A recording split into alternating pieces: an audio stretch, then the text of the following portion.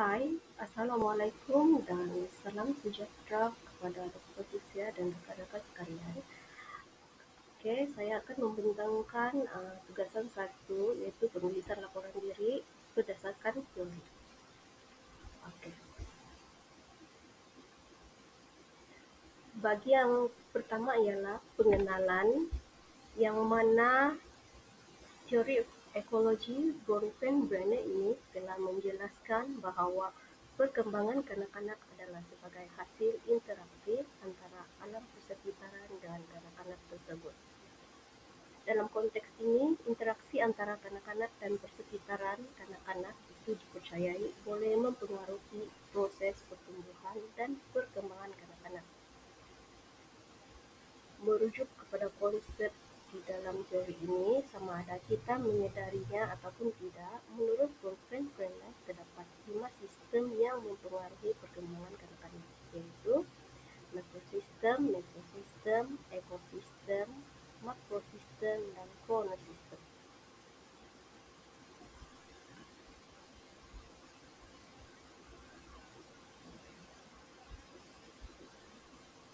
Okey.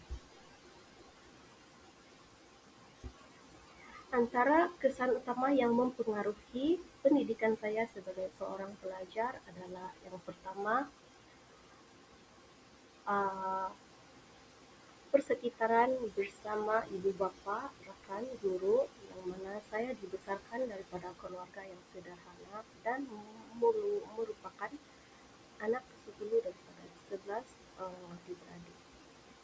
Selain itu, seawal 7 tahun saya juga mula dihantar ke asrama dan secara tidak langsung di sini saya belajar berdikari dalam pengurusan diri tanpa ibu bapa di sekeliling dan hanya dipantau oleh guru-guru, warden dan penyelia asrama. Maka dengan itu jelaslah bahawa persekitaran tanpa ibu bapa seawal 7 tahun sehingga kini membantu saya dalam menjadi seorang yang berdikari. Seterusnya adalah persekitaran melalui mesosistem yang mana lebih kepada menghubungkaitkan dua mikrosistem, contohnya ibu bapa dengan sekolah. Di sini akan melibatkan tingkah laku daripada rumah ke sekolah yang mana pada diri saya ketika berada di rumah saya diajar untuk saling membantu antara adik-beradik saya yang lain. Dan secara tidak langsung ketika berada di sekolah saya akan terbawa-bawa tingkah laku sedemikian. Oleh itu, keadaan di rumah dapat mempengaruhi tingkah laku dan personaliti seseorang individu.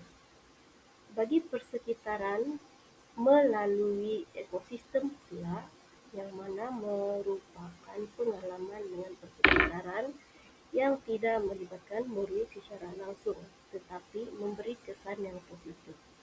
Sebagai contohnya yang mana peraturan asrama dan sekolah yang sangat membantu dalam membentuk tingkah laku dan disiplin saya ketika berada di sekolah maupun di luar sekolah. Oleh itu, betapa pentingnya persekitaran yang baik akan mempengaruhi personaliti seseorang agar dapat membantu personaliti yang lebih baik. Dalam ekosistem pula melibatkan perkembangan individu yang dipengaruhi oleh norma, nilai dan amalan masyarakat. Juga pengaruh elemen sosial, budaya dan kedudukan ekonomi, jantina etnik dan adat bersama. Hal sedemikian juga dapat membantu perkembangan persekitaran saya yang mana dapat saya sedari ketika berada di asrama. Terdapat beberapa perbezaan etnik, salah satunya adalah penggunaan logat dalam bahasa dusun daripada pelbagai kampung.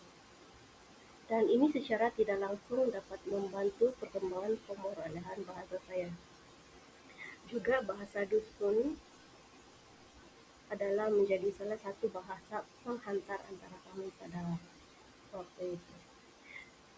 Seterusnya adalah kronosistem yang merupakan perubahan pada masa kini yang penuh dengan perbezaan mengikut alur permodernan. Apa yang saya dapat kongsikan di sini adalah ketika berada di asrama, semua kanak-kanak tidak terdedah dengan alatan teknologi seperti telepon pintar yang dipenuhi dengan permainan video game dan lebih kepada permainan tradisional. Sebagai kesimpulan, satu perubahan perlu dalam proses pengajaran dan pembelajaran.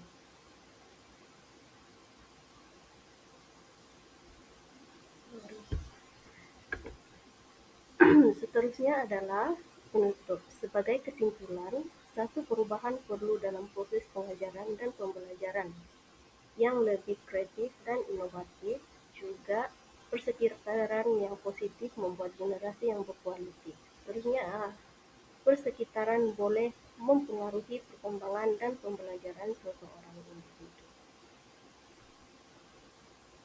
Sekian saja daripada saya. Terima kasih.